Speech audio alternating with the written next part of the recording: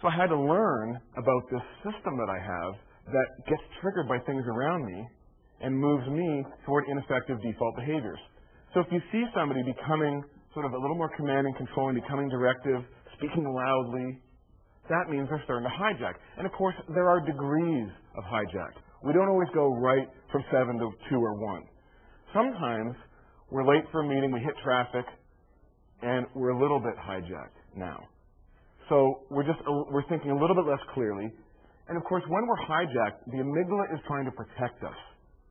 So we become more self-referential. It does become more about us. We're a little more reactive. We're a little more judgmental. So even if we're hijacked a little bit, we're still feeling the effects. And those chemicals will stay in your system for up to 4 hours. That's why if you have a difficult meeting in the morning and in the afternoon you're still not feeling quite right, it's because your amygdala is still trying to protect you. It thinks you're going to get attacked again. And in fact, you might. It just might be by somebody sending an email that frustrates you or pisses you off. Okay?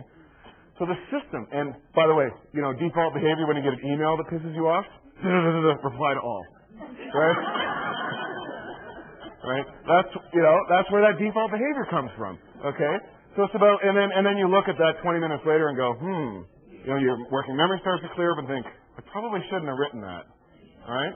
Okay, you've all been there. We've all been there. It happens to all of us. I used to go there a lot.